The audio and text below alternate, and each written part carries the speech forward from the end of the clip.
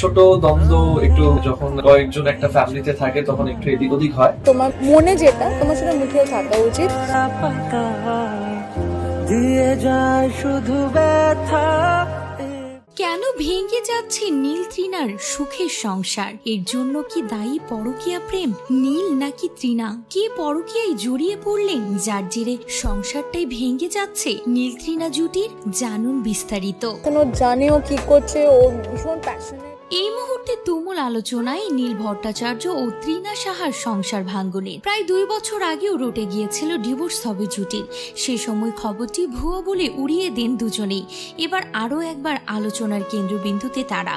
খবর আবারও সম্পর্কে ফাটল ধরেছে তারকা জুটির। আগেরবার শোনা গিয়েছিল তৃণা জীবনে নাকি নতুন মানুষ আগমনের জন্যই দূরত্ব তৈরি হয়েছিল দুজনের। ঝামেলা এতটাই বেড়েছিল যে বিচ্ছেদ পর্যন্ত জল গড়াচ্ছিল বিষয়টা। পরে সবটা ঠিক হয়ে যায় ধীরে ধীরে। এদিকে আবার গুঞ্জন শুরু হয়েছে, যদিও এবার শোনা যাচ্ছে অন্য খবর। ইন্ডাস্ট্রির সূত্র অনুযায়ী এবার নাকি কোনো নেতার মেয়ের সঙ্গে ঘনিষ্ঠতা বেড়েছে নীলের। পরকীয়া প্রেমে জড়িয়ে পড়েছেন নীল ভট্টাচার্য। শহরের বিভিন্ন পার্টি বা অনুষ্ঠানেও নাকি একই সঙ্গে হাজির হচ্ছেন দুজনে। আর এর জেরেই নাকি নীলকে ডিভোর্স দিতে চাচ্ছেন তৃণা সাহা।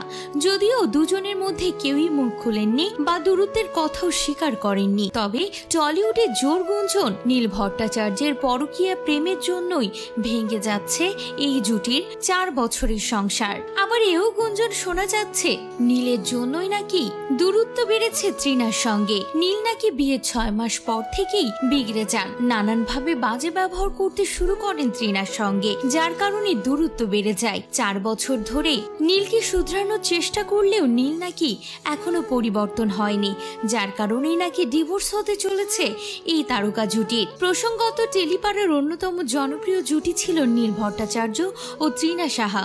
সুযোগ পেলেই ভ্যাকেশনে চলে যেতেন। কর্মব্যস্ততা থেকে ছুটি নিয়ে এই ভ্রমণপ্রিয় জুটি প্রায় বিদেশে পাড়ি দিতেন। সেই সময় সোশ্যাল মিডিয়া ভরে উঠত ত্রিনীলের নানান রোমান্টিক মুহূর্ত থেকে ট্রেন্ডিং রিলসে। তবে বেশ কিছু মাস তাদের কোনো ভ্যাকেশনের ছবি সামনে আসেনি।